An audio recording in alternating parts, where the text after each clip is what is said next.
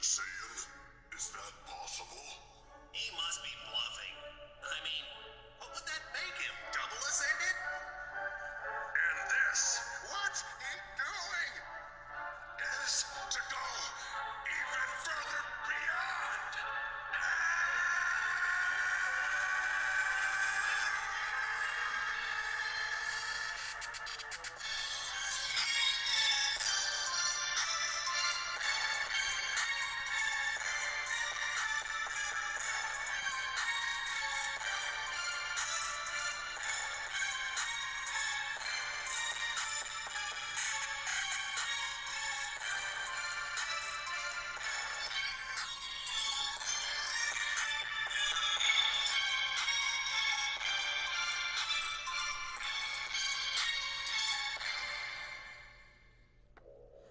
Man, oh man, NXT tonight. Gotta give Triple H credit once again. Good show tonight, man. So we got Leon Ruff, Kushida versus Austin Theory, Johnny Gargano, and then after those matches, we got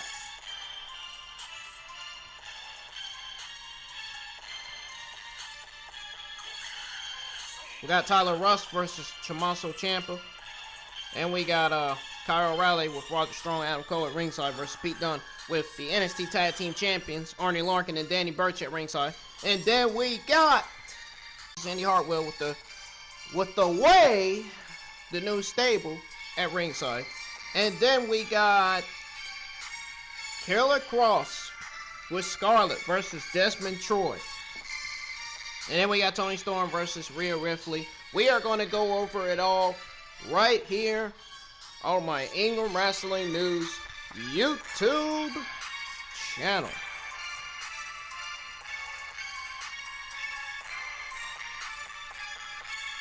I'm just going to take a moment and enjoy this beat for a second.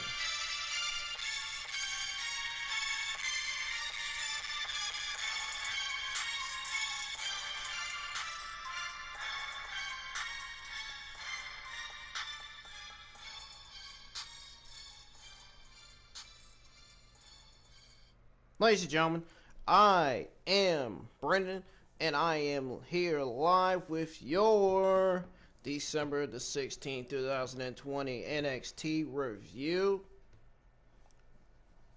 We got a lot to go over, so before we get started, be sure you hit that like and subscribe button. Turn on that freaking bell for all notifications.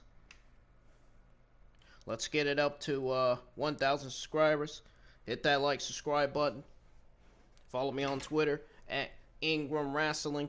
Follow me on Twitch. Get me up to at least 100 or 1,000 followers on Twitch. I will be streaming on Twitch this week, I think.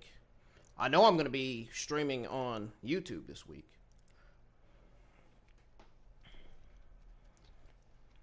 So, also, most importantly, subscribe to my YouTube channel, please. I appreciate those of you who are showing me love and support for my channel. Keep on doing it. Continue to do so, folks.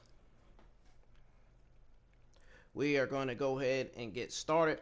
Oh, by the way, there was news on NXT Star apparently not happy with the creative direction. Apparently. I don't know what's going on with that. But I'm going to get to that news. We're going to get to that news later on in the review. Right now, we're going to go ahead and get started here in the ring. So, we got Leon Ruff and Kushida versus Austin Theory, NXT North American Champion, Johnny Gargano with Candice LeRae and Indi Hartwell at ringside. So, here's what happened with this 2-on-2 tag team match, which I think was a brilliant tag team match. It was really good. I enjoyed it. I thought it was going to be boring, but it wasn't. Holy shit, this match stole the show. It wasn't one of the best things on the show, though. That's the problem. Wasn't the best thing on the show. Not quite. I'd say maybe 7 out of 10. 7 out of 10, not 1 out of 10. Sorry, it wasn't that good. Anyways, the team of Johnny, Candice, Austin, and Indi seem to be collectively called the Way now. Ladies and gentlemen, let's not forget this stable was formed last Wednesday night on NXT when Austin Theory, Indi Hartwell, Candice LeRae, and Johnny Gargano, let me remind you, when they were all in the freaking ring. I don't know if this The Way stable name was a good idea or not. To me, it kind of don't sound right. It kind of, I don't know. What is it I'm trying to say? Somebody, I hope somebody's watching in the chat. What am I trying to say to those of you that's watching? What do you think I'm trying to say? It kind of doesn't, I'm not going to say it doesn't sound right. It just doesn't make sense to name this stable. All four of these superstars in the stable are good at what they do. I can't shit on them for that. But the fact that they named them The Way, what the, I kind of questioned that for a minute. I'm kind of questioning WWE Creative in a minute. It's like, what, WWE, what the fuck? Why are you naming them The Way? When you should have just named them the Gargano Way. You should have just named the stable the Gargano Way instead of naming them The Way. Why would you name them The Way? How does this make sense? How does this make sense to anybody? Why would WWE Creative name them The Way when they should have named them the Gargano Way? Or TG or TGJ Way. TGJW. The Johnny Gargano Way. Or just simply the Gargano Way. TGW. That would have been a good stable name. TGW. It stands for the Gargano Way. See? Oh my God. How stupid can creative be, man? I don't understand this shit, dude. I really don't. Explain it, Bruce! They gotta be involved with NXT. They got to be somehow. For them to be doing that. They gotta be involved. No doubt. No doubt about it. I'm all bets are off on this, man. They have definitely got to be heavily involved with NXT. Naming them The Way? First of all, who gave the stable this name? Who? Oh, man, I hate to be saying that. I sound like the New Day. Oh, God. Time to stop now.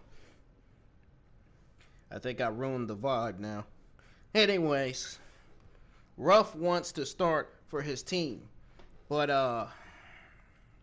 Kushida pushes him out of the way and faces off with Gargano. Gargano tags in Austin Theory. Theory gets in a headlock on Kushida. Kushida escapes into a front face lock of his own. So then Kushida hits Theory with an atomic drop and a running knee strike. Oh my God, folks. Do you know how bad that fucking running knee strike was? I thought Kushida's bone in his leg was going to pop out when he hit that knee strike, dude. I ain't gonna lie. That would hurt right there, man. Hitting somebody with a knee strike? Can you imagine how much damage that would do to your body, man? Oh my God, dude. That's fucking deadly. That's almost like Kushida hitting Theory with an atomic drop and a running knee strike. Kushida tags in Ruff, and Theory catches Ruff with a suplex. Ruff hits a drop kick on Theory, but Theory lays him out with a clothesline. Theory tags in Gargano, and Gargano lays into Ruff's head with strikes. And as if that's gonna have any effect on that guy. Are you fucking serious? Give me a break. Anyways, Gargano runs at Kushida, but Kushida jumps off the apron. Ruff catches Gargano with a Hurricane Rana, a roll-up, and a kick to the head, pinning Gargano for 2. Ruff chops at Gargano, but Gargano fights back. Ruff kicks Gargano in the head. Ruff goes to tag in Kushida, but Gargano blocks and picks up Ruff, slamming him down. Gargano tags in Theory, Theory chops away at Ruff, and then Gargano tags in, and Theory throws Ruff face first into the Gargano's foot. Oh man, that had hurt Gargano's foot, man. For him to be doing that. Oh man, talk about whoa. Anyways, Gargano picks up Ruff and tags in Theory, and they go for a double suplex on Ruff. Kushida saves him, and they hit a double kick on Gargano in Theory. Man, folks, I'm awake. I'm wide awake. You remember on my Monday Night Raw review, I was talking about freaking sleep. That shit was so hilarious, man. Now I'm not. Now I'm fully awake. I'm awake, man. Hit him with the pipe, man. Hit him with the mic, man. I'm just joking. Seriously, I'm awake. I'm wide awake, though. I'm fired up as ever, man. This show was great tonight. Shit. That's how you know That's how you know the show was great. I'm fired up. Show was so great. Show was so great, I didn't even have to pick up a shoe and throw it at a TV. I didn't. Seriously. I didn't even have to pick up a shoe and throw it on a TV. Because if I would have threw the shoe at the TV, it would have been something like this. Yeah, you know what I mean. Anyways.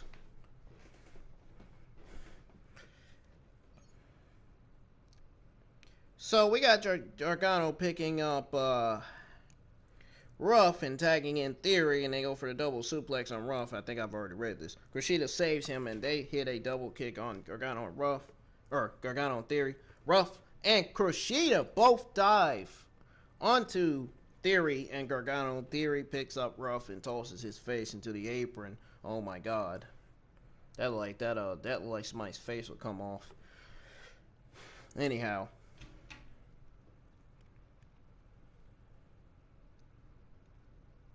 Theory tosses Ruff into the ring, and Ruff hits a DDT on Theory, pinning him for 2.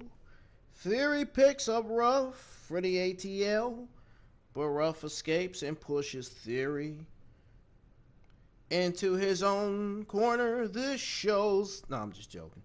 Gargano tags in, but Ruff doesn't see it. But Ruff kicks Gargano off the apron and then dunks Theory to the apron on the opposite side of the ring. Ruff turns his attention to Gargano on the other side of the ring. As Gargano gets on the apron, Theory catches Ruff with a Rolling Thunder drop kick, and Gargano follows it up with a slingshot spear. And they go to commercial break. I hate these commercial breaks, man. Don't you all hate these commercial breaks? Oh my God, I wish they would take these off television. Take these commercial breaks off television, man. Seriously. We got a lot, there's a lot of people that are impatient when it comes to commercial breaks, man. Oh my God.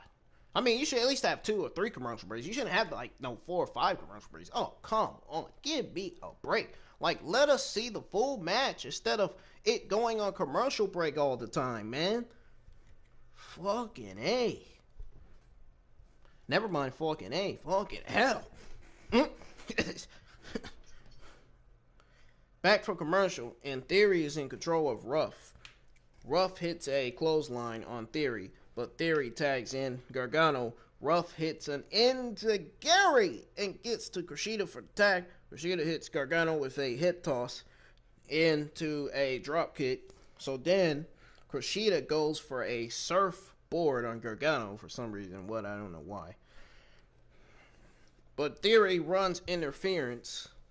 Kushida hits Theory with an arm breaker. Kushida tags in and hits a missile drop kick on Gargano. Ruff and Gargano hit a combo. No, Ruff and Kushida hit a combo kick on Gargano's head, pinning him for 2. Ooh.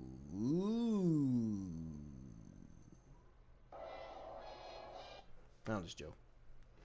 Alright. So then we got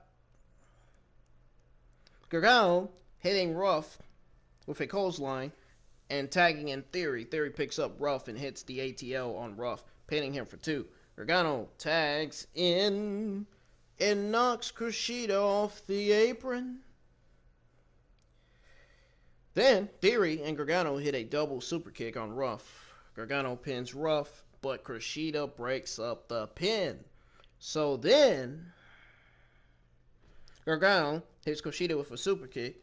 Ruff tries to roll up Gargano, but Gargano rolls through.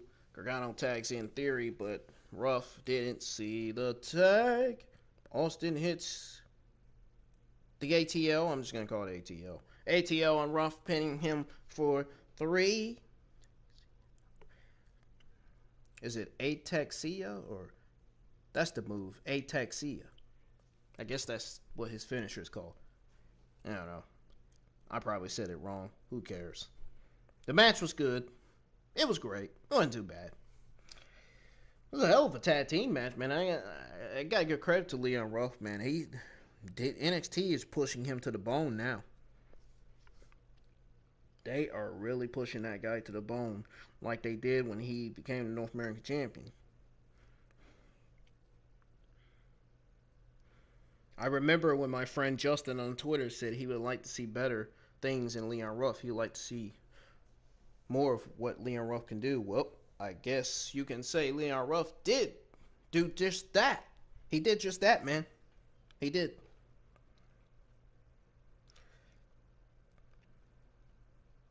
But my God, man, that slip by Leon Ruff was scary, though. Seriously, folks.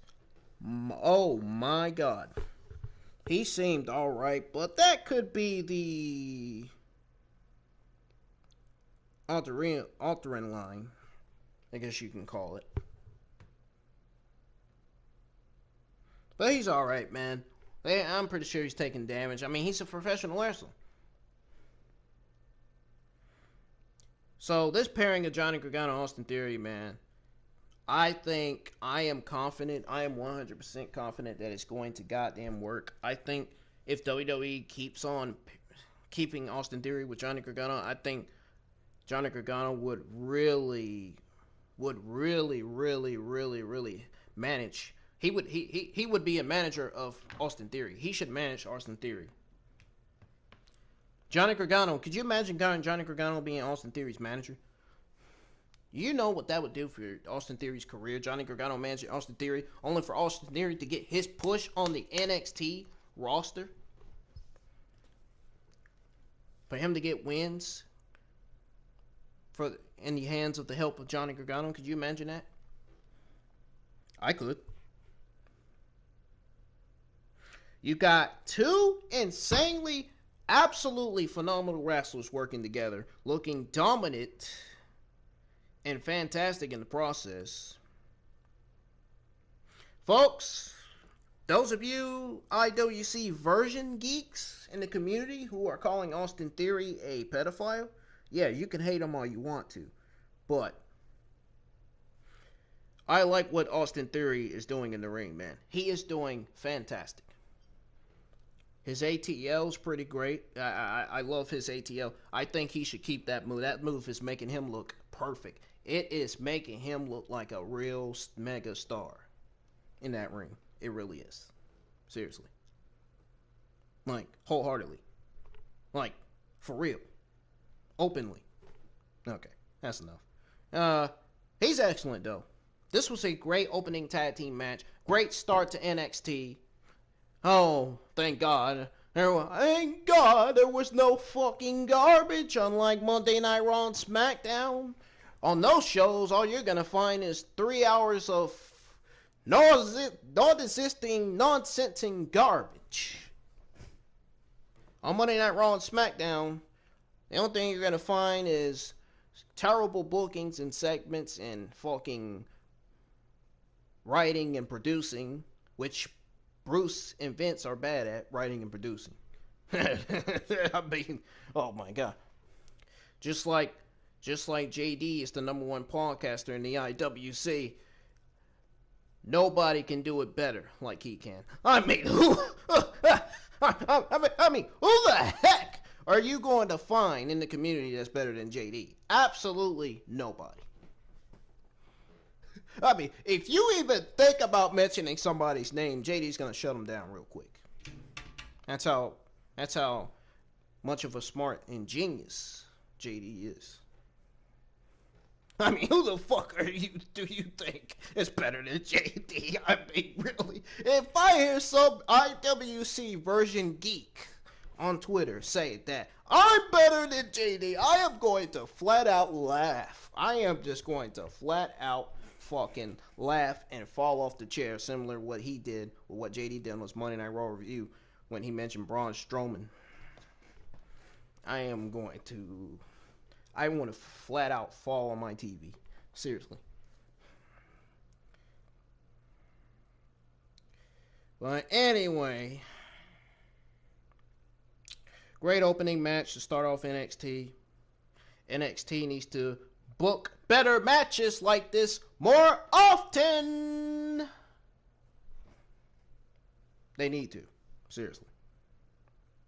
So we got Dexter Lumis, the guy that I think, in my opinion, is doing the best work of his career with his character and what he does in the ring. So Lumis is sitting in the audience section, sitting at an elevated table. I about said it wrong. I said table. Elevated table for an unknown reason. Wonder why he could be sitting there. Please don't tell me they're not putting him back in the feud with Velveteen Dream. I swear to Christ, if I see Velveteen Dream's return, I think I'm going to completely pick up that remote and change the entire channel. Oh, wait, I can't do that because the remote control is kind of acting stupid. So I'm just going to pretend like I pick up the remote, change the channel. How about that one? That's even better. I'm just gonna pretend like I ain't seen Velveteen Dream on TV. Good, keep him off. Holy shit. Everybody has been complaining and saying stuff about him. Keep him off TV. Because you get him back on TV,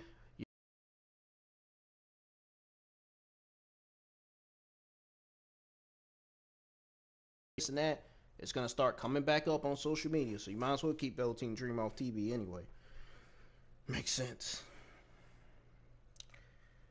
So we get a Ria Ripley, which I think Ria Ripley is one of the most underrated superstars in the women's NXT roster. I mean, reason why I say underrated or overrated is because, I mean, she's been getting completely wasted and buried ever since her loss to Charlotte Flair for the NXT Women's Championship, WrestleMania 36. I believe, if I'm correct.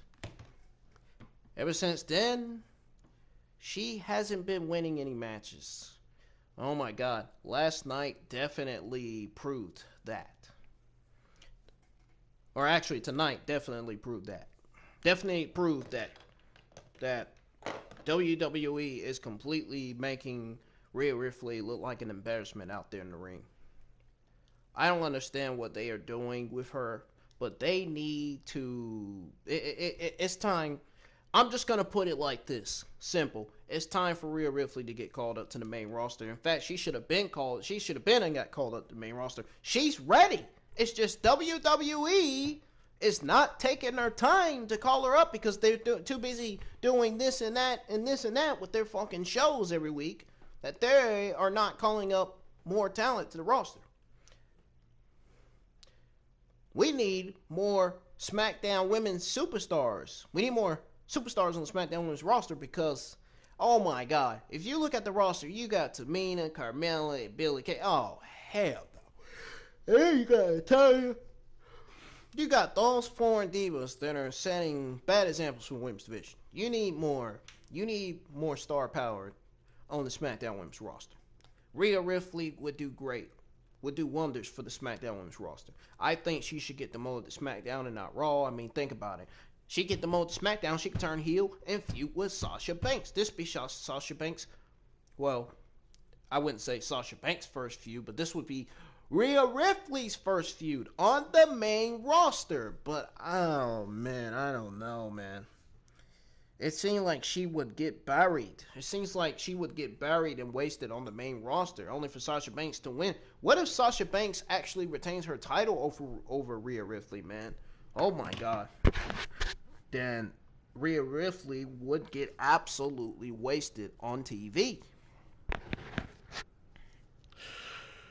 Oh man.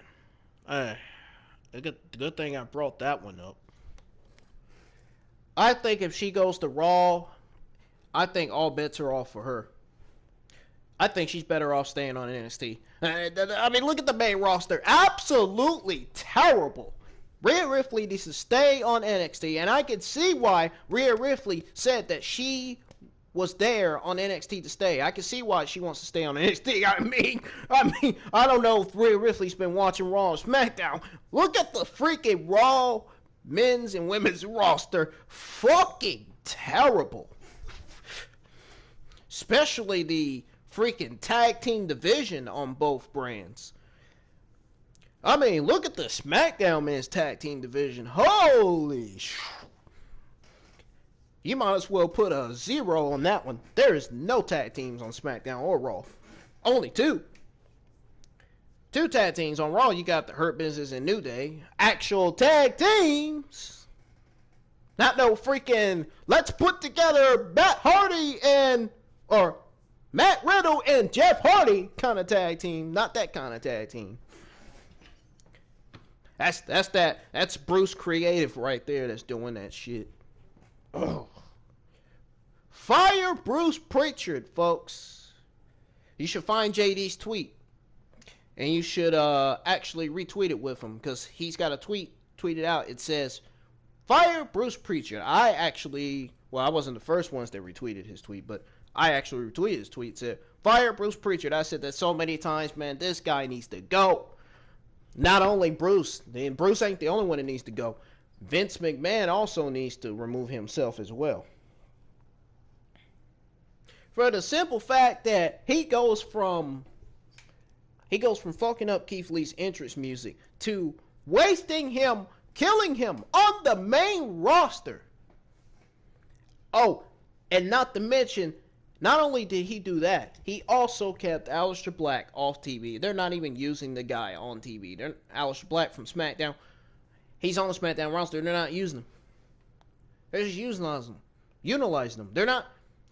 The reason why they're mad and not using Aleister Black is because Selena Vega. That's the only reason why they're not using Aleister Black on TV. All because of Selena Vega. All because of her firing and shit.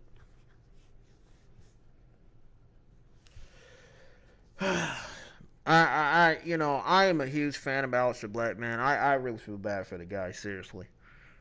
Why is WWE not using him? Well, again, they're not using him because of Selena. That's a bunch of BS. There's more reasons. There is more reasons. There's more questions than answers. I still have questions to the real reason why. I don't know the real reason why they kept Aleister Black on TV. I'm thinking it's because Selena Vega got fired. I think it's because of her. I said it about 2-3 times. I think that's the real reason why they're keeping him off TV. His wife got fired. Aleister Black might as well leave WWE, man. He needs to get the fuck out of here, dude. They're not going to fucking use him. We might never see Aleister Black on television, dude. We might never see him on TV. But anyways, not only did they fuck up Keith Lee's entrance music, not only did they kill him on the main roster, waste him and buried him on TV, they also went from that to changing Matt Riddle's name, which I think was really fucking stupid. And then Matt Riddle wants to agree with Vince, Bruce, and Creative instead of agreeing with the actual people who actually knew that his name should have been Matt Riddle and not Riddle. You know what I'm saying? Oh my god, it was just so stupid, dude. It really was. It didn't make any sense, man. And then they go from changing Matt Riddle's name to wasting Bray Wyatt, the Fiend, on TV. And I'm not sure if you remember his match with Goldberg. Holy shit, he was fucking buried. people got mad. People took to Twitter, complaints. I saw the complaints after the Super Showdown pay-per-view. Man, during on that day, during Monday Night Raw, I saw on Twitter, I saw all the complaints, man. I didn't blame them. I don't blame everybody, man, for taking the WWE for that shit. That was just fucking awful, man. That fucking Universal Championship match, dude, that was absolutely awful. They buried Bray Wyatt and ruined his run as Universal Champion as a whole, man. It just goes to show you how fucking stupid Bruce, Vince, and Creative all are, man. It really does. I mean, the shows are terrible because of them, man. Not to mention the rosters.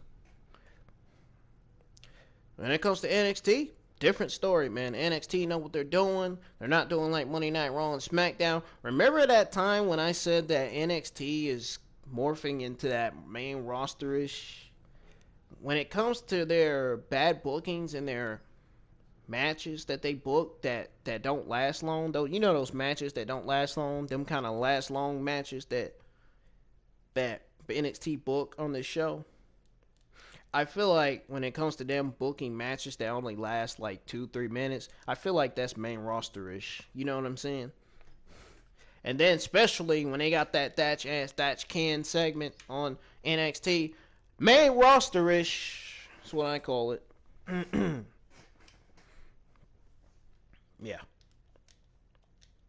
But when NXT starts doing bad bookings and bad matches on the show, and we got bad segments on the show, that's when I call it main roster garbage. That's how you know they're getting it from Raw and SmackDown. But all of this comes from actual NXT. It didn't come from Raw and SmackDown. I'm talking about this show as a whole. This show was really good. We got Tommaso Ciampa versus Tyler Rust. Now, I don't know if anybody was interested in watching Tyler Rust in the ring. I mean, we haven't even seen the guy do much. This was a great squash match for Tommaso Ciampa, though. It really was.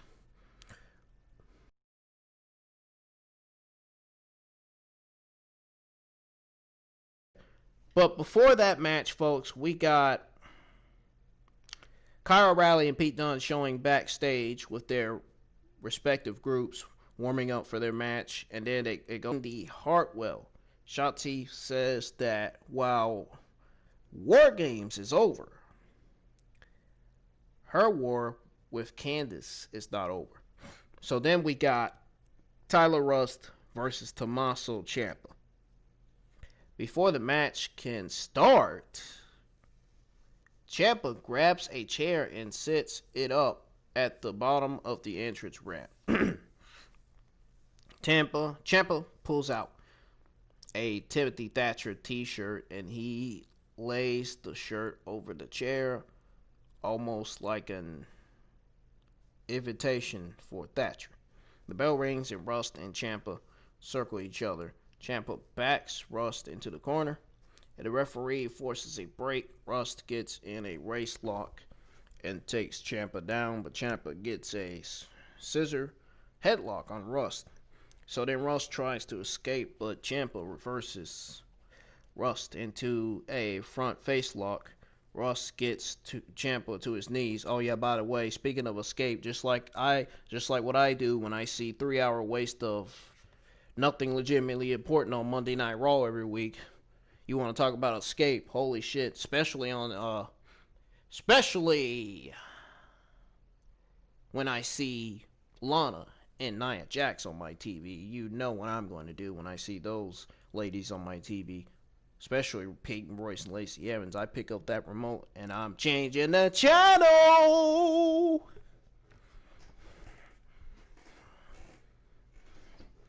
Anyways, Ciampa reverses Rust into a front face lock. Rust gets Ciampa to his knees, but Ciampa gets back to his feet and takes Rust down with a headlock. Timothy Thatcher walks down the ring, which I figured he was going to do because I seen it, but stands next to the chair instead of sitting in it. Ciampa tosses Rust around the ring, hitting him with chops. Ciampa hits a running shoulder tackle on Rust. and Ciampa dumps Rust out of the ring, tossing him in Thatcher's direction. So then we got Ciampa exiting the ring and follow Rust. Rust pushes Ciampa into Thatcher and goes for a big boot. But Ciampa dodges and Rust hits Thatcher with the boot instead. Thatcher gets in Ciampa's face and referees come down and separate them. Rust uses the distraction to hit Ciampa, pulling him shoulder first into the apron. And we go to commercial. Back from commercial, and Rust is in control of Ciampa. I'm shocked because we still have yet to see what Rust can do in the ring. I mean, kind of did, but not much. Ciampa is able to hit a Samoan drop on Rust, and both men get to their feet. Ciampa and Rust trade blows. Ciampa fires off with a series of clotheslines, finishing it up with leaping clothesline. I just said that. Anyways, Ciampa runs at Rust and hits him with a clothesline in the corner, then hits a body slam on Rust, pinning him for 2. Ciampa chops away at Rust's chest. Ciampa picks up Rust for a suplex, but Rust blocks and takes Ciampa down with an axe kick to the back, pinning him for 2. Rust transitions into an attempt armbar, apparently. But Ciampa keeps his hand locks. Ciampa rolls Rust into a pin for 2. Rust immediately goes for an armbar again. Ciampa again blocks the hold and kicks away at Rust's head. Ciampa catches Rust with a knee to the head. Then he picks up Rust for the fairy tale ending. Rust escapes and hits a modified neckbreaker on Ciampa, pinning him for 2. So then Rust goes for an armbar on Ciampa. Ciampa reaches the ropes, forcing a break. Rust kicks away at Ciampa. Rust goes for another kick, but Ciampa catches it and hits an uppercut on Rust's knee. Ciampa hits Rust with a pump kick and a knee to the side of Rust's head. Ciampa hits Rust with Willow's Bell!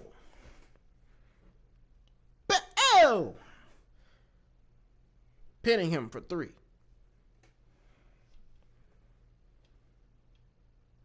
So as Ciampa walks to the ramp, he picks up the discarded Thatcher t-shirt and wipes his face with it. Ew, that's disturbing.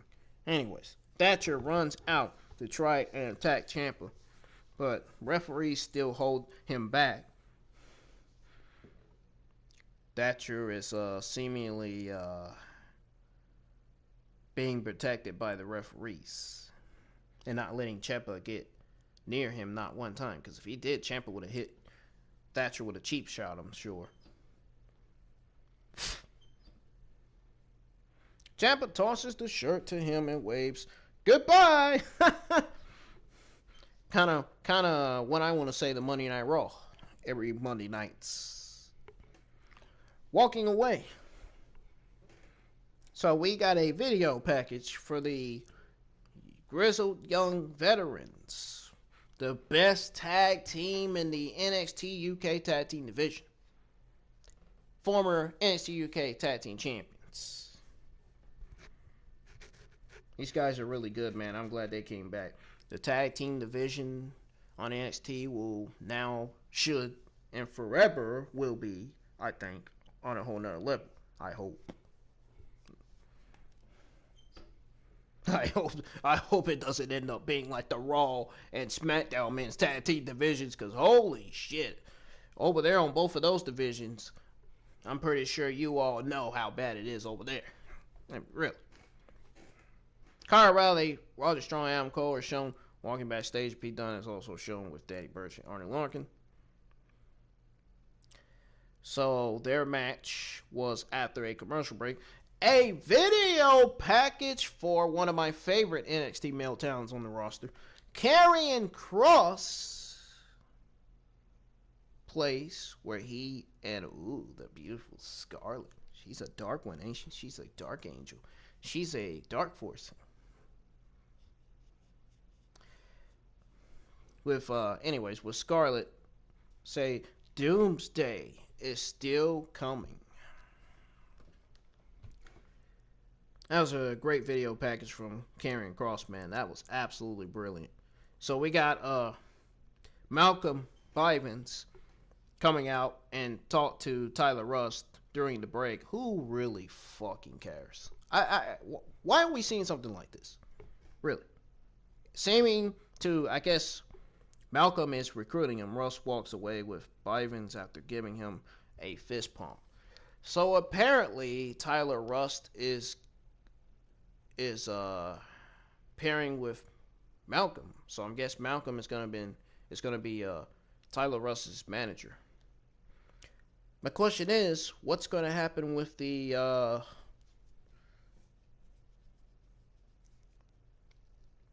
what's gonna happen with Rinku and the other guy that was originally on NXT? Those guys that were from India. The team called, what's their team name, folks? Anybody in the chat watching? What's their team name? Oh shit. Sheer Force. I think Sheer. I think their name is Sheer. I think. I don't know what's gonna happen. I don't know what's gonna happen with those guys though. I really don't give a shit though. To be honest. Who gives a shit? Not to mention those Indian guys, the Sheer, those two big men, Indian professional wrestlers. They remind me of the freaking Viking Raiders. So, anyways, we got Kyle O'Reilly. Yes, folks. We got Kyle O'Reilly. And it's interesting that Bobby Fish wasn't on NXT last night. Interesting. Wonder why. Probably had some family business he had to attend to, probably. Or, he was out with an injury. That's why he was out, folks. That's why he wasn't on the show, because he's out with an injury.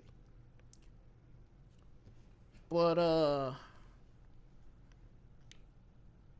same question I got for Pat McAfee. Where's he? What happened to him? Is he not able to show up on the show due to COVID-19?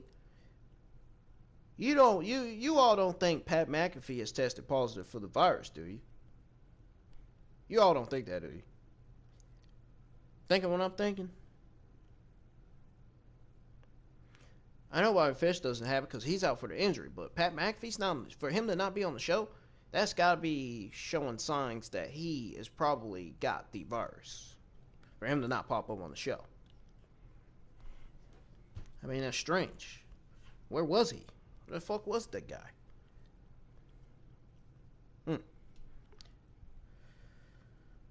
Who knows? I don't wanna piss the A-listers off, but I'm not gonna say who cares. Cause he seems to be a fan of Pat McAfee, so I'm not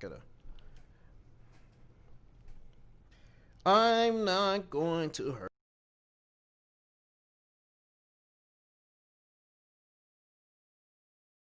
I'm not. Yeah. Anyways. So we got Kyle O'Reilly with Roderick Strong. Pete Dunne.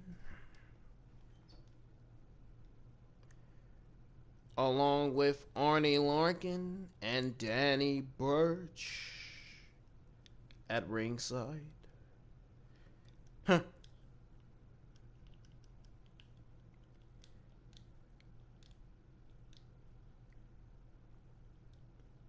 So yeah, we got Pete Dunne versus Kyle O'Reilly. Now, Killian Dane and Drake Maverick come down and attack Danny Burch and Oney Lorcan, I'm not sure if this was wise for them to do that shit. I really don't think it was wise. But anyways.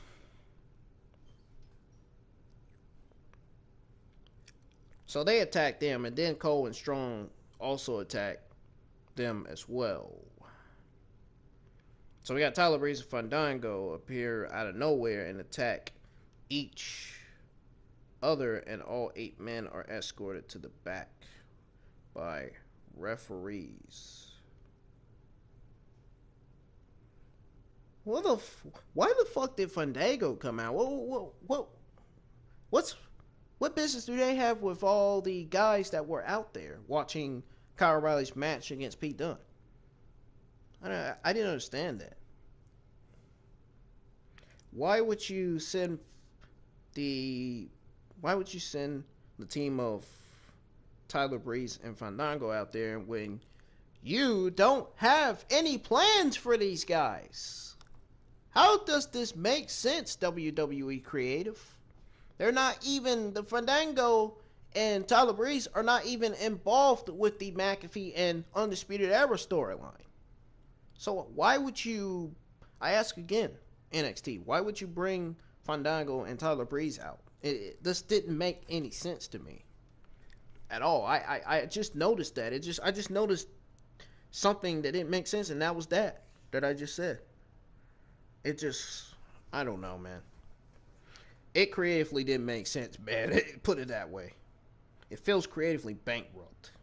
Just bringing Fandango and Tyler Breeze, I feel like it was a waste, man. I feel like those guys got wasted for nothing. Absolutely wasted for no apparent reason. And then, what? I can see why Killing Dane and Drake Maverick coming out, because they are involved with the Undisputed Era McAfee storyline. I don't even know why they paired Killing Dane and Drake Maverick up in the first place. I mean, why are you pairing up a superstar with another superstar to make them into a tag team? Is that really how a tag team division is supposed to look? Pairing a superstar with another superstar, making them a tag team? You call that a tag team, folks, Killing Dane and Drake Maverick. I call that creatively lazy.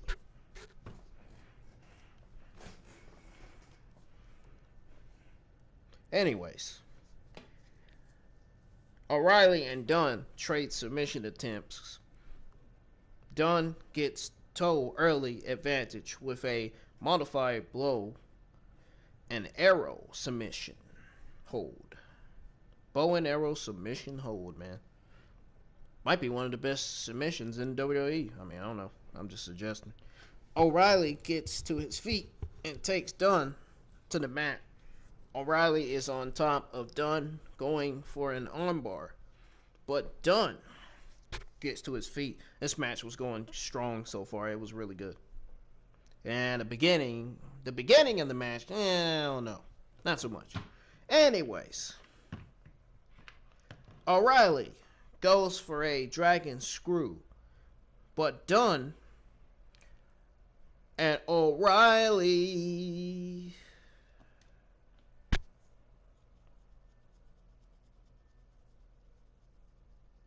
or what did I say? Did I say Dunn or O'Reilly? I think I said both.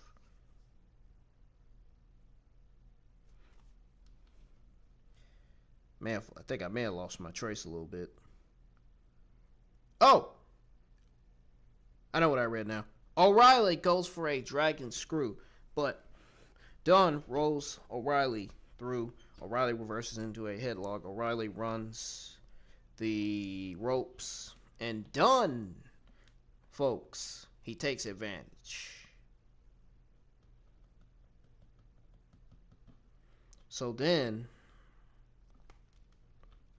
once he did that, he runs the ropes and takes advantage with a clothesline, sending O'Reilly to the outside. Dunn follows and hits a pump kick. That was a great pump kick on O'Reilly by Pete Dunne, man. Dunn goes for an X-Plex on O'Reilly onto the apron. But O'Reilly reverses, and they both get back into the ring. At the referee's 9 count, they trade blows and kicks. And O'Reilly kicks Dunn's leg out from under him. And then O'Reilly somehow kicks Dunn in the back, sending him to the outside. And they go to commercial break. So we got a commercial break. And then when it came back from commercial break, we got Dunn in control, hitting O'Reilly with a German suplex. Dunn goes for the bitter end. But O'Reilly countered into a sleeper. O'Reilly releases the hold. Release the hold! You know how the referees be saying that shit. It hits a running knee to Dunn's face. O'Reilly picks up Dunn, and Dunn hits O'Reilly with an X-Plex. So then we got Dunn stomping on O'Reilly, arm and hand. Dunn drives his knuckles into O'Reilly's ear. And then they stomp on O'Reilly's stomach. Which that, folks, looked like that hurt. Oh, ouch.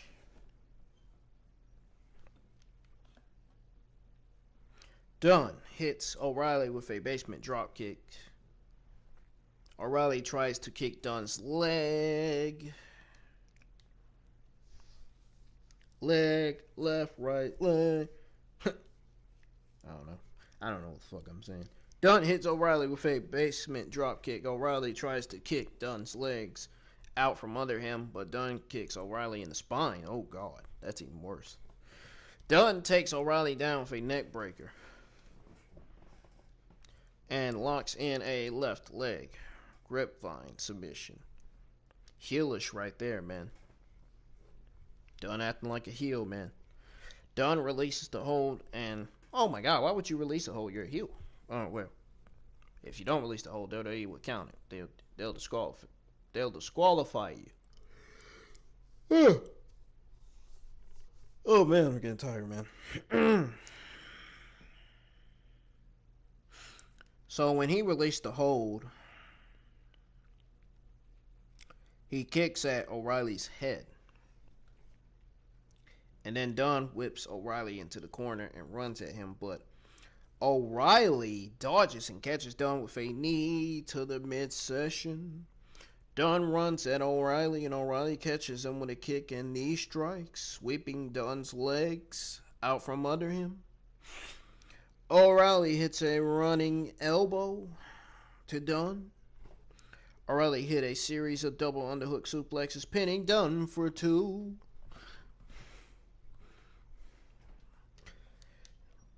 And then we got O'Reilly picking up Dunn and going for the back suplex, but Dunn blocks. O'Reilly releases and kicks Dunn's legs. So then, this was a long, great match. But then, Dunn tries to jump to the middle rope, but O'Reilly kicks Dunn's legs. Again, for the second time in a row, dropping him to a sitting position. I can't see how you hit somebody's leg twice. Well, injuring the leg, that's one. I don't know about the second and third. I just know the first, injuring the leg, though. First thing. That's the only thing I can see how someone is kicking someone's leg. And kicking it twice just to break it. Or stomp on it. Make the veins pop. Anyway. That'd be fucking disgusting. Anyways. Nonetheless, as I was saying, folks, So once he dropped into a sitting position, O'Reilly goes to the middle rope and goes for a German suplex, but Dunn lands on his feet and kicks O'Reilly in the head. So once he did that, he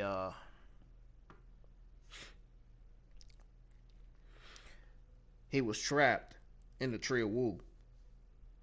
And Dunn kicks away at O'Reilly's head, finishing it off with a drop kick to O'Reilly's head. And then they go to commercial break. Back for commercial break again. Dunn and O'Reilly pull each other face first into the turnbuckle.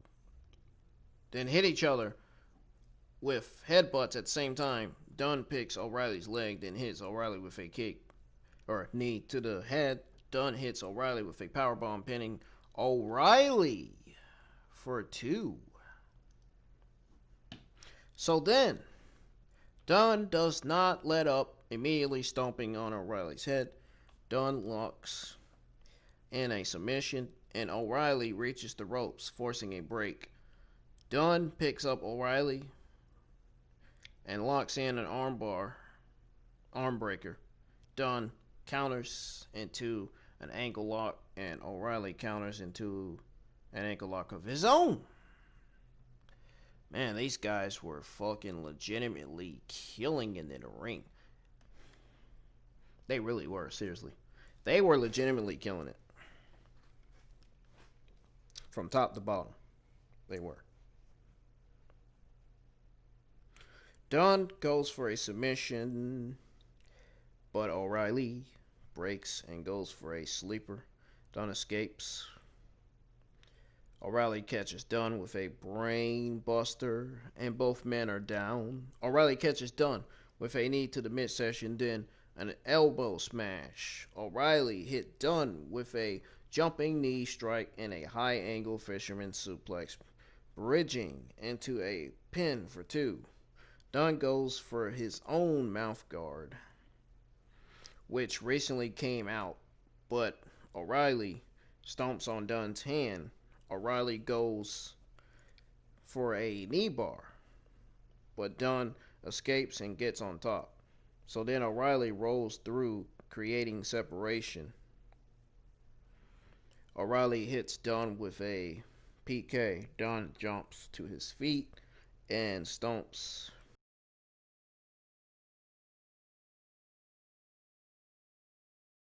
fingers, then goes for the bitter end on the apron. O'Reilly reverses into a suplex to the outside. O'Reilly tosses Dunn into the ring and hits a knee. Excellent match. This was brilliant, man. It was phenomenal. It was fantastic. However you want me to name it. It was great. Absolutely fantastic, man. It was absolutely fucking amazing. This match was.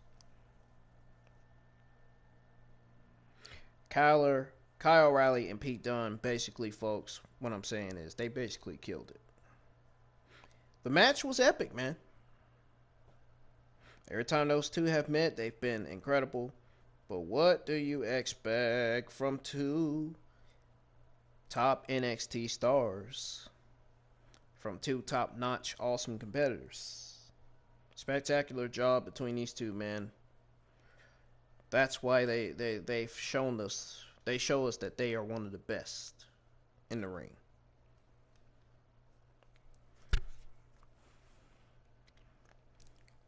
Pete Dunne will be a future NXT champion if they keep him on the NXT roster long enough.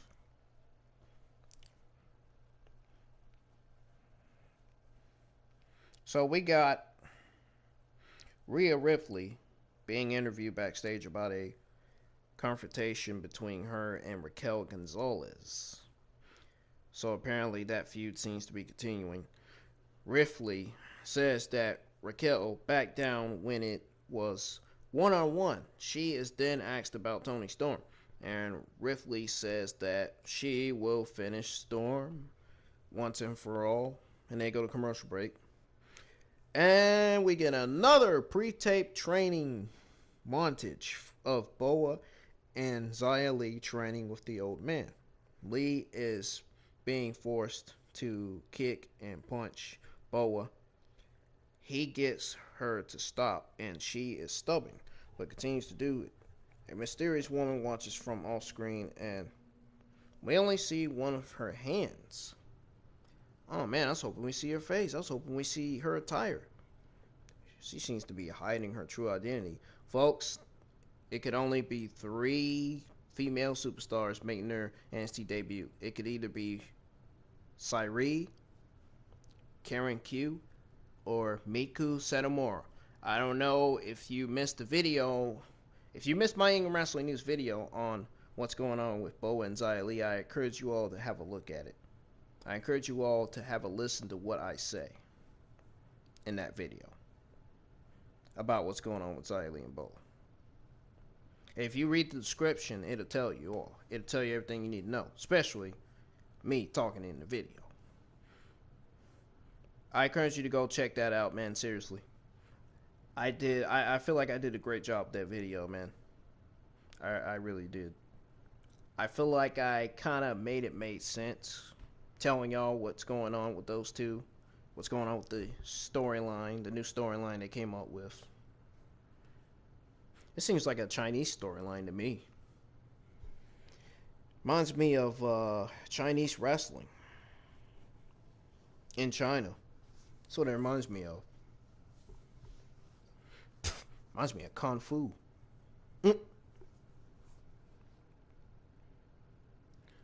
But anyways,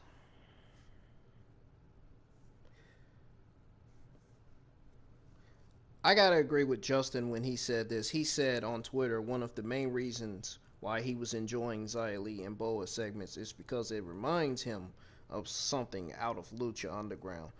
I absolutely agree with this guy. You know what? I was going to say the same thing on Twitter, but I didn't even bother because it was already said on Twitter anyway, so.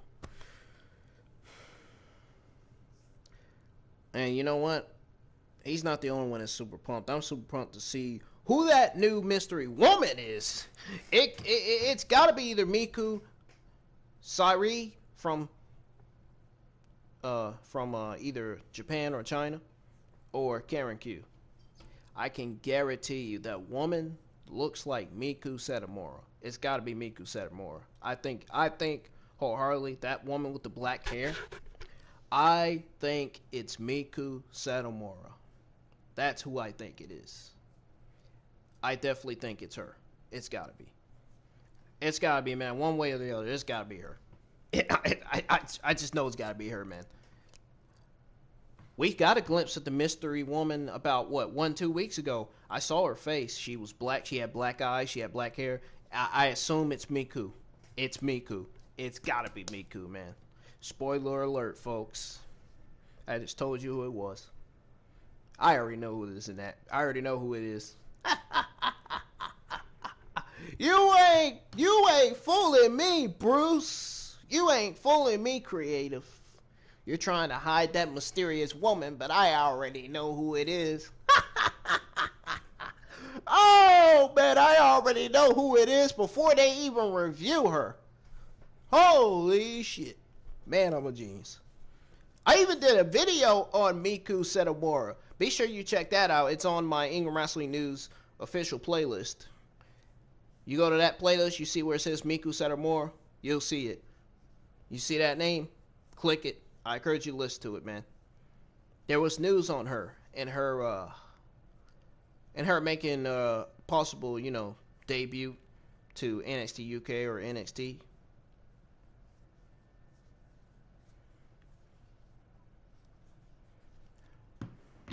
Yeah, her news about her made headlines about, I'd say, 2-3 months ago. But anyhow, this segment, that WWE NXT needs to keep up with this Xia Li and Boa new storyline. It's doing wonders. It's doing great. The storyline looks really great, man. It's looking good. I've never seen a new storyline like that before on NXT. that storyline could very well go down as one of the best storylines on that show, man. I mean, who knows? It could. It very well could be. It very well could, man. Really. When you look at it.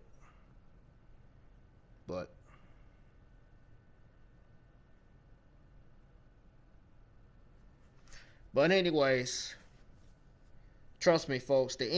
My Ingram Wrestling News video on Miku Satomura heading to WWE, it's on my Ingram Wrestling News playlist. You should check it out, man.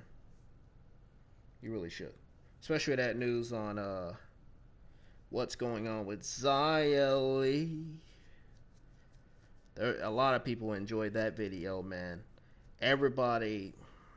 Pretty much, I got a lot of likes pretty much on that video, man, because I did so good on that video. I feel like I was confident to explain what was going on with Boa and Xia Li. We know what's going on with them now. That mystery woman is Miku. I know. I'm telling you, folks, from what I've been seeing. I'm telling you from my own opinion. I think it's Miku Satomura. It is no doubt her. That old man, that old Chinese guy.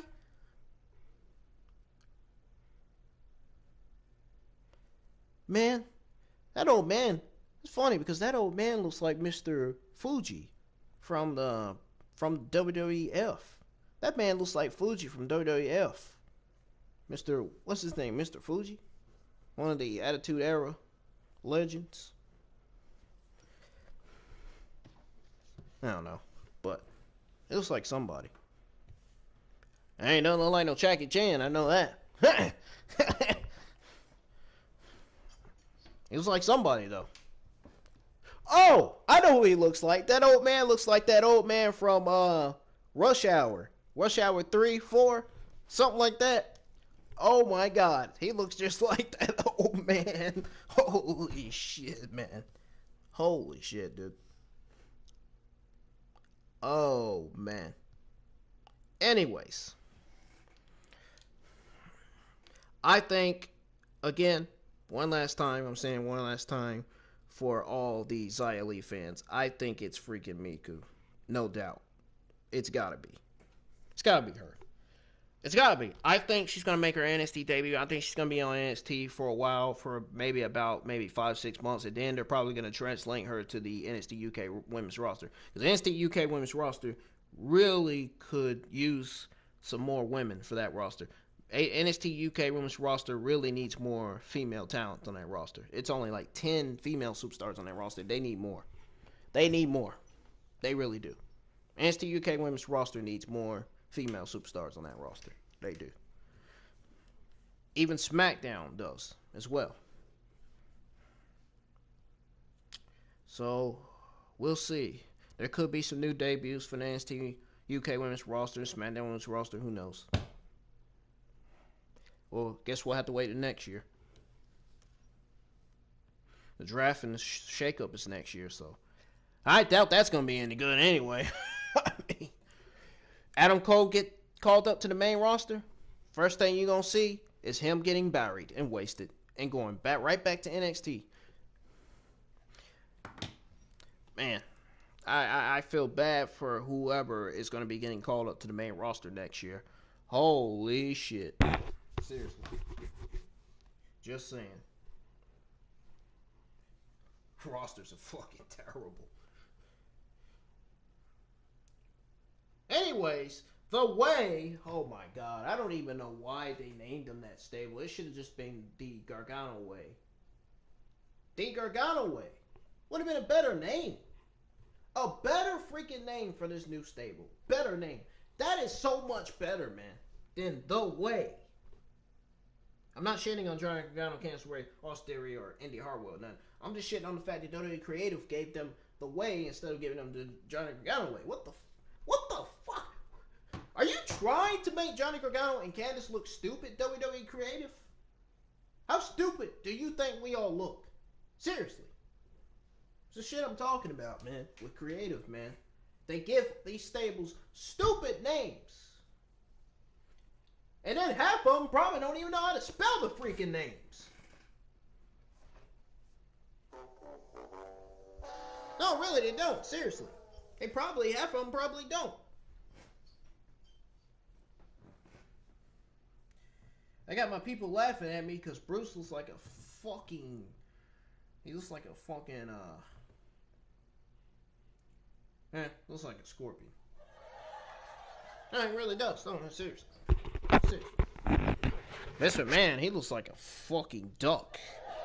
I mean, look at all the lines on this freaking face. You can tell. Look at his nose. His nose looks like a duck. He looks like a duck that wants to fuck. Oh man, Vince McMahon's a fucking monster, dude. Nobody gives a shit about Vince and Bruce anymore. They have completely fucked up these fucking shows, dude. Seriously. So the Way are all back in the ring, and Indi Hartwell is warming up. Shotzi comes out to her in her tank. I am so glad Shotzi BlackHeart got her tank back, man. It's got rebuilt. I think that's what they were rebuilding. I think that's what they were working on before NXT TakeOver War Games, is that tank.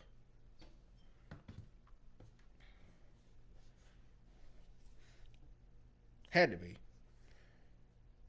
So, we got Shotzi BlackHeart versus Indi Hartwell with the Way at ringside. Oh, Jesus Christ.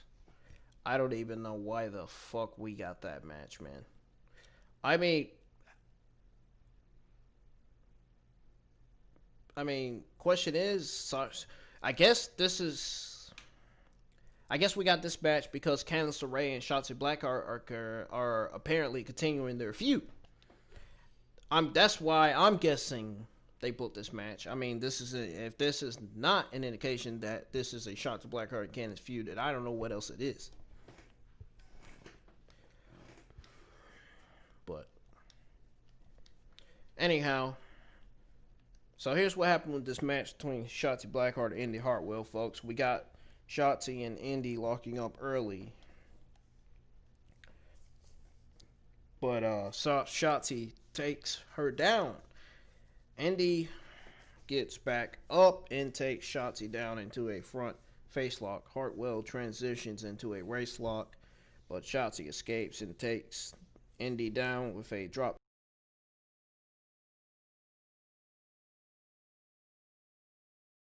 And then locks in an arm-based submission. So then Shotzi gets Hartwell on her feet with a running senton into the corner, but Indi dodged a bit of it, taking Shotzi down with an elbow and pinning her for 2. Yep, pinning her for 2. That was it. So then Indi hits Shotzi with a full Nelson slam, pinning her for 2. Again, for the second time in a row. As if Indi Hartwell did barely anything in the ring. Indi picks up Shotzi and knees her in the midsection. Indi picks up Shotzi, but Shotzi escapes, kicking Indi in the face, tossing her into a corner, laying her face on the middle turnbuckle. Shotzi hits a senton onto Indi, then drop kicks her to the outside. Shotzi tosses Indi back in the ring. Candice runs at Shotzi, and the referee is distracted trying to keep Candice out of the ring. While the referee is distracted, the referee's being a dumbass moron, fucking idiot, fucking geek, Gargano, in theory, hand Indi the trophy. Indi hits Shotzi with the trophy, but the referee, the fucking idiot, the geek, catches her and disqualifies Indi. And the winner is Shotzi. Well, the referee wasn't blind, at least he saw Indi. He made the right decision instead of making the wrong decision. Imagine it being the worst decision of WWE. Imagine it being the worst WWE creative decision ever. That's what I'm trying to say. But the rest of the way, oh my God, that reminds me of that movie my brother told me. The way, when that guy said, the way, I mean, with the way, enter the ring and attack Shotzi. Johnny holds the broken trophy next to Shotzi's prawn body. A Candace hits her with Ricket's stepsister. That seems like that would be a Alexa smooth. Seems like that would be a perfect move for Alexa Bliss as a heel. Wicked stepsister. But I think the perfect move for Alexa Bliss would still be Sister Abigail. So we get another video package for Karrion Kross. Another amazing video package for Kross. Or from Kross.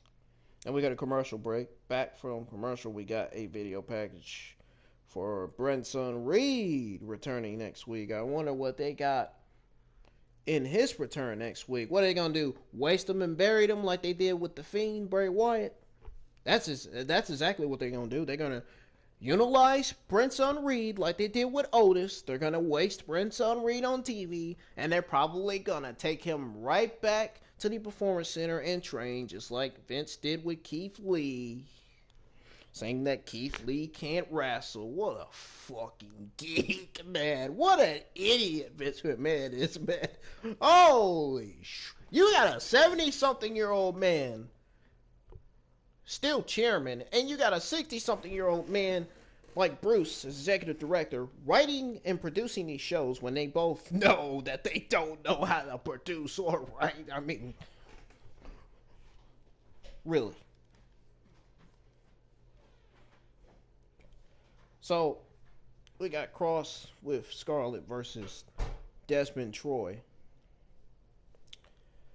This was a good squash match for Karrion Kross, even though nobody was interested in watching it.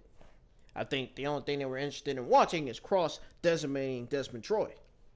So anyways, Kross gets on top of Troy. He gets on top of Troy. Clubbing away to the back of his head.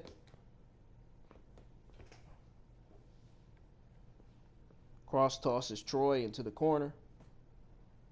Then whips him across the ring. Kross kicks Troy in the head. Then hits a Doomsday Saedos. For a minute I thought it said Santos. No, I'm not talking about you, Mr. Escobar. Anyway. So then Kross locks in the cross jacket and Troy taps out. And that was it. So Kross stares down the camera and calls out, Damian Priest, for a match at New Year's Evil. Oh man, that is going to be a phenomenal match. No wonder why they put Kross in the feud with Damian Priest. They want a good match out of these two. I could see this as being an interesting match. I mean, given that we've already seen what Kross can do and Damian Priest can do, I mean, this would be a good match between these two. So we got Isaiah Scott interviewed about why he didn't shake Jake Atlas's hand after his loss last week. Scott says that he just lost and got frustrated. He says that he wants to show Jake that he respects him, and they will have a rematch next week. Oh my God. Folks, spoiler alert, something tells me that Isaiah Scott is going to shockingly turn heel on next week's NXT. The reason why they got Scott turning heel is because Scott is mad that he lost to Escobar for the Cruiserweight Championship, and now he thinks turning heel is his way of getting to that Cruiserweight Championship and winning it. What if they not only turn Isaiah Scott heel, but what if they turn Escobar face? What if Escobar turns on his stable, dude? What if he does it?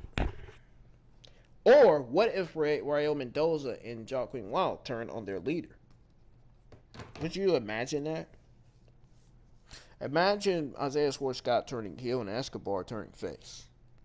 Imagine them switching it around. Oh my God. I think that would be the worst decision ever. I mean, Escobar is doing so good as a heel. How do they know Isaiah Scott's going to be great as a heel, turning him heel like that? I mean, how? How? How good is he as a heel? I guess we'll find out when he turns heel. So we got Everrise show up and crash an interview. They say that they were basically in a handicap last week. I never got to see what Everrise got to do in the ring, man. Never got to see how good these guys are, so I don't really know these guys much. They asked to get the match struck from the record, claiming that they are still undefeated. And when asked if they want a rematch, they dodged the question, just saying Everrise rules before walking away. What the hell are they doing with Everrise? I don't understand. Man, this tag team division must really be in place or something. This tag team division, it's like it's almost a nutshell. What's going on here, man? They need to get these divisions together or something, man. Holy shit. What are they doing with Everrise? Everrise is the better tag team than the team of Killian Dane and Drake Maverick. The hell? What's going on with the NXT tag team division? Bruce? Somebody. Bruce is burying NXT talent. I don't know why. Oh, because they jealous of what Triple H has on his NXT brand on the rosters.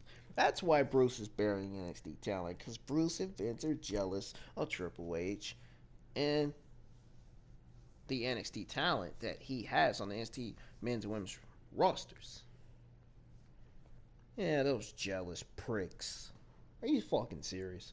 So we got Toni Storm and Ria Ripley, which I kind of figured we were getting this match. I kind of figured they were going to come out with that. I thought they were going to come out with something new. I thought they were going to book Toni Storm versus Ember Moon, which that wouldn't make sense anyway. You might as well book Ember Moon versus Toni Storm for New Year's Evil. I mean, that would be the greatest idea. Or book Toni Storm versus Ember Moon for another NXT TakeOver pay-per-view. If you want to make it a longer feud along the way, I mean, I think that might be the way to go about it. Because I just can't see the Toni Storm and Ember Moon feud ending after New Year's Eve. It just doesn't creatively make sense. I just don't think it would be right. I think that would be the worst decision to fucking end it.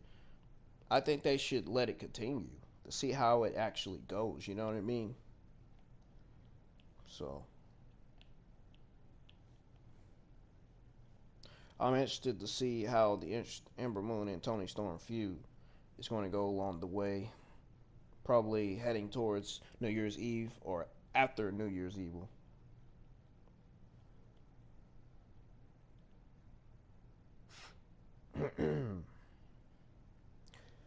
Anyways,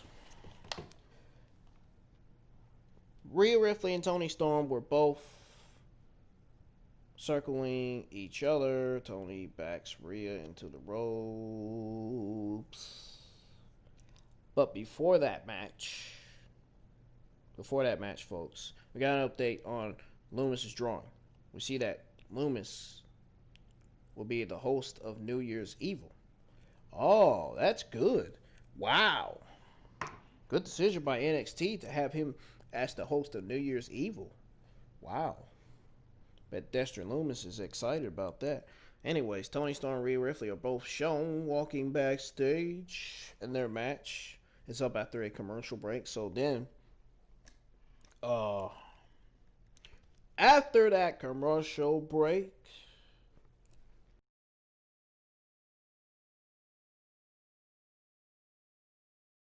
at TakeOver 31, but he still lost. He says at New Year's Evil, it won't be Finn versus Kyle 2. It will be Finn versus Kyle Ruff. In a shocking heel turn at the end of New Year's Evil, I think it's going to happen. Dude, I think a shocking heel turn is going to happen at the end of New Year's Evil. Folks, something tells me Finn Balor is going to turn heel.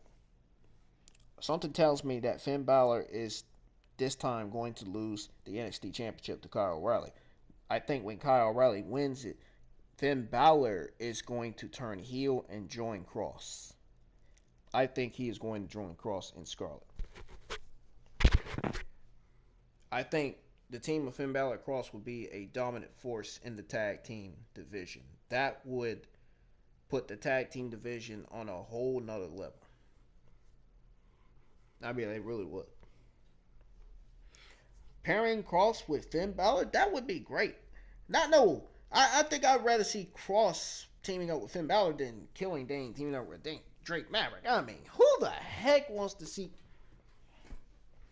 I call Killing Dane Mario and Drake Maverick Luigi. Because that's what they are. They're basically the old version of the Mario Luigi brothers. You know what I mean? We get a brief rundown of the two matches announced so far for New Year's Evil. Finn Balor defending his NXT Championship against Kyle O'Reilly, and Kross taking on Damian Priest. I don't know, man. I just got this gut feeling that Finn Balor's going to turn heel after New Year's Evil, man. I think they're going to surprise us with that pay-per-view. Dude, could you... If he turns heel, I am going to be so fucking hyped for that shit. Kross and Balor as heels, man. Holy shit. Holy shit. And Scarlett managing both Kross and Finn Balor. Holy shit. So we got Toni Storm versus Ria Ripley. So here's what happened in this match between Storm and Ripley. It's the main event of NXT. After this, I can finally end this for good. Because I'm fucking tired. I'm about ready to go to sleep. And I want some ice cream. And I think that's what I'm going to get out. Storm and Ripley circle each other. Toni backs Ripley into the ropes. And the referee forces a break. They lock up again. And Rhea gets Toni in the corner. The referee forces a break again. Storm gets a headlock in early, getting Ripley to her knees. Storm tries to take Ripley down with a shoulder tackle. So then, Ripley blocks and takes Storm down. Alright, so then, folks, after she takes Ripley down with a shoulder tackle, Ripley blocks and takes Storm down. They trade pinfall attempts. Then Ripley runs the ropes. Storm catches her in a pinfall attempt for 2. Ripley goes for a suplex on Storm, but Storm blocks and goes for an inside cradle, pinning Ripley for 2. Back to their feet, they trade chops and blows. Ripley getting the upper hand by striking Storm in the back.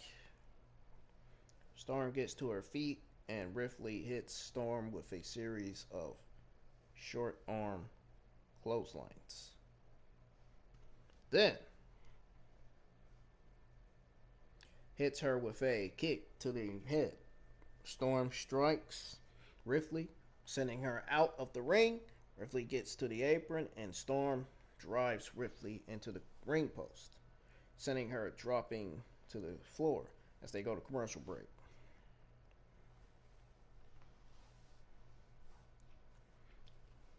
So then, back from commercial break, we got Storm having Ripley in a seated headlock in the ring. Storm was she was in control of the match she was in control of her match against Ria Ripley. So Ripley gets to her feet, but Storm tosses her down to the mat by her hair. Storm picks up Ripley, but Ripley kicks Storm in the head, then follows it up with knee strikes to the head.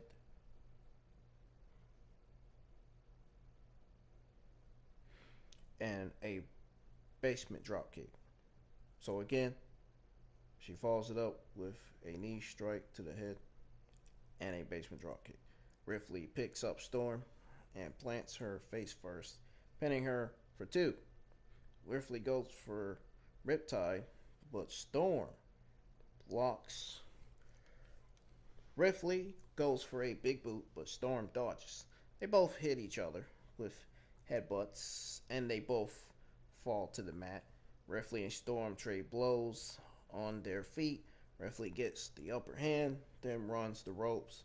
Storm chases, and Ripley catches Storm with a dropkick, pinning her for 2. Ripley goes for her inverted cloverleaf submission. Storm escapes and sends Ripley into the middle rope, then hits a sliding forearm.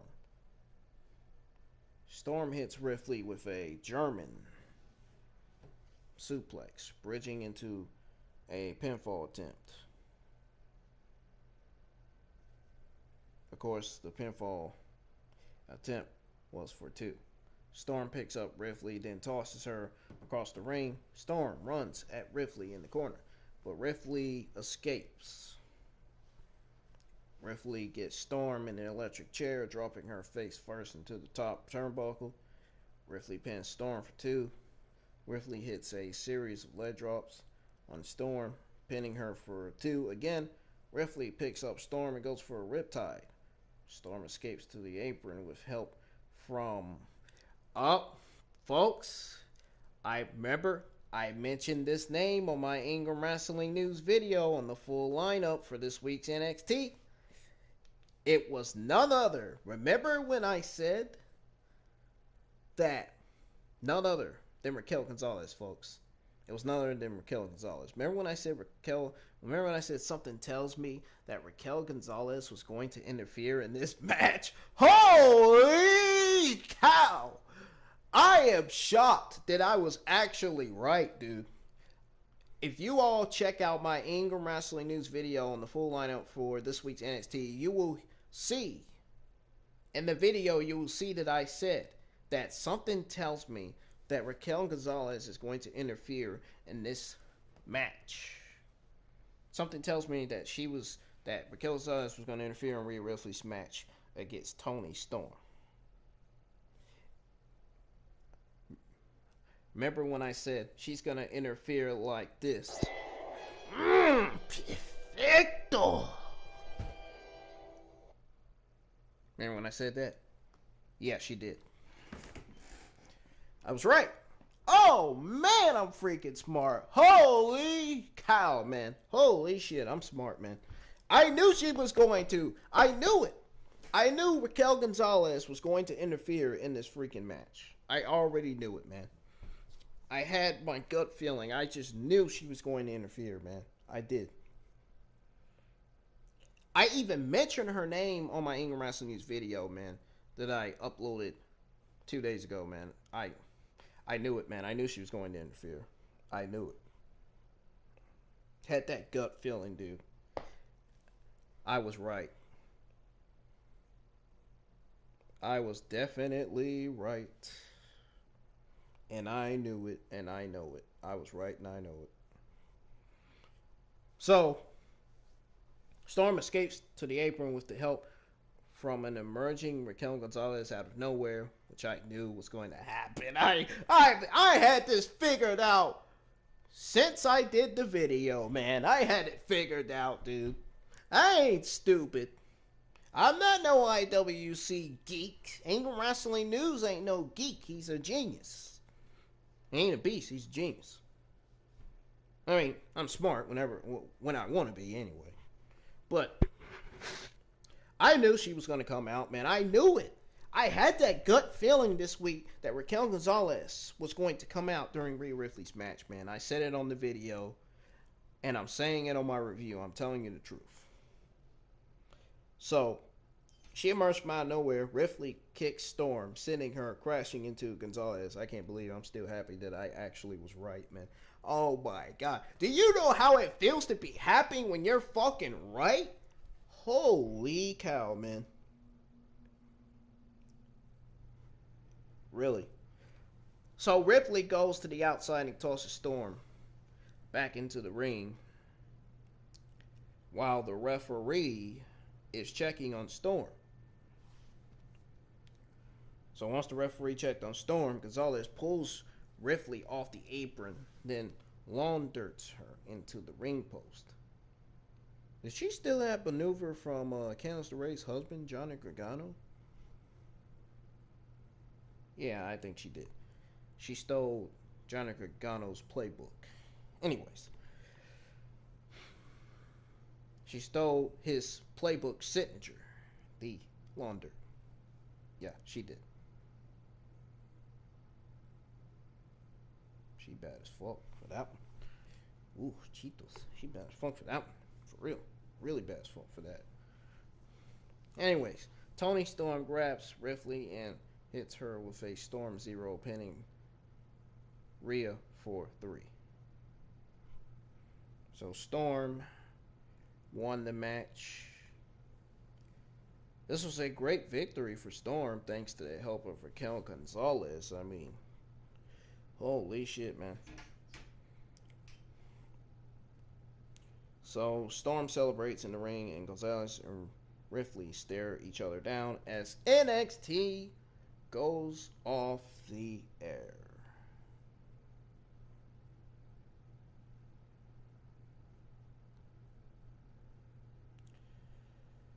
Great match between Ripley and Storm.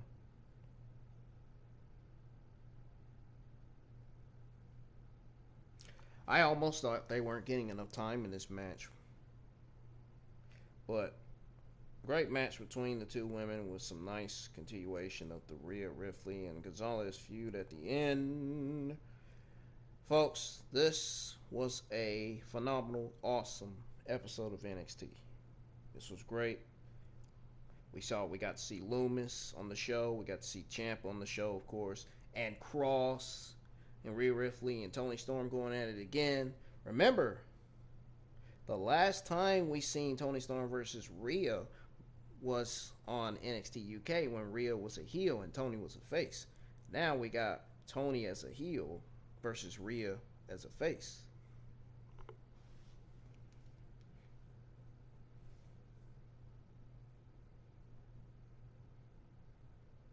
You see that? So, could you imagine getting a heel Sasha Banks versus a babyface Bayley? Could you imagine that one? WWE hadn't did that yet. Heel Sasha Banks versus babyface Bayley. I wonder how good that'd be.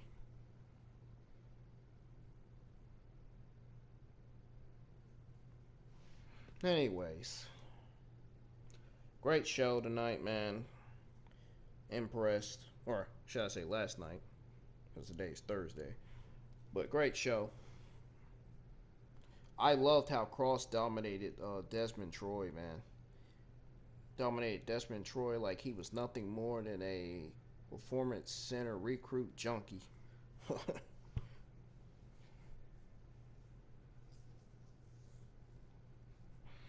I just love that, dude. No, seriously, I just loved that. Loved how he dominated the guy. He treated him like he was some kind of, like he was not a savage or some shit, you know. I loved how Toni Storm and Rhea Ripley went at it. Like they're doing now on the screen. But Not the game, not the match on the game, but the actual match on TV.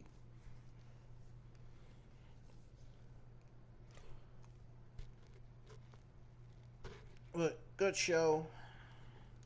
Oh, and I got one more thing to deliver to y'all before I end this review.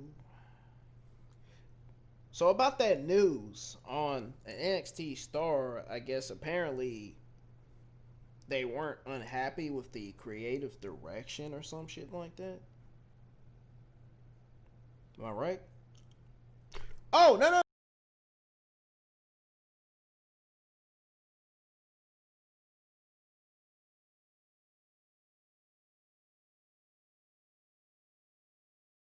Apparently, there's a lot of shit going on backstage on NXT.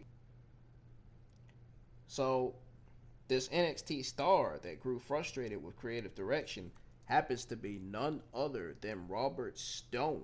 We haven't seen him on TV for like 2-3 months. So, Robert Stone might be getting a bit frustrated with his place in NXT. Because check this out, folks. During the PW Torch WWE TLC preview show, Johnny Fairplay said that he was just hanging out with Stone, who he refers to as Robbie E. He gave the impression that Robert Stone is a bit frustrated with his placement on the NXT roster. So, Fairplay, this is what Fairplay said. He said, and I quote, "I hung out with Robbie E 2 weeks ago, and he has no idea what he's going to do," Fairplay said. So, as you all know, Robert Stone hasn't been featured in a big way in a long time. He had some angles going, but they've been dropped. And we'll have to see if WWE's NXT's brand can figure out what to do with him. They might just ultimately release him from WWE or call him up to the main roster for him to align himself with Chelsea Green, for him to be the manager of Chelsea Green. Could have the Robert Stone brand on SmackDown. Possibility, man. But there was also a plan to bring Melina into NXT as Robert Stone's client, but that was nixed. I guess that was scrapped, basically. So that's all I got, folks. This is the end of your December the 16th 2020 NXT review. If you enjoyed this review, hit that thumbs up. If you didn't, hit that thumbs down. I just thought I wanted to give you that news on that NXT superstar Robert Stone brand growing frustrated with creative direction. To those of you who are wondering what's going on with Robert Stone brand, well, now you know.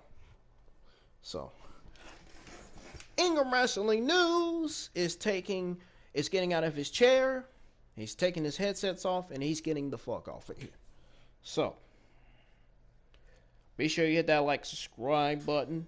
Turn on that bell for all notifications. Again, I have to remind you all that because it's very, very, very important.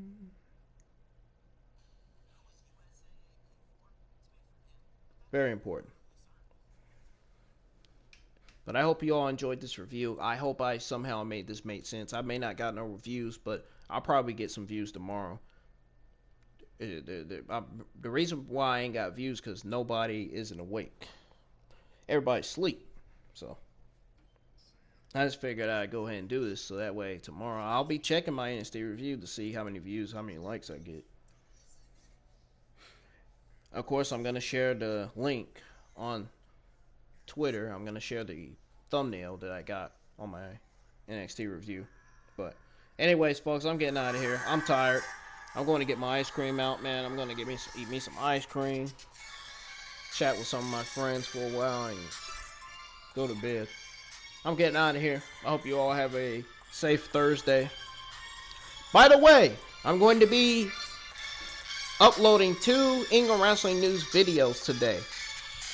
One of them is more than likely going to be news on what to expect on tomorrow night SmackDown, and I'm not sure what the second one's going to be yet, but you'll see. I'm getting out of here. Have yourselves a good Thursday, folks. Life is good, Sophie. Life is good. Sophie 99.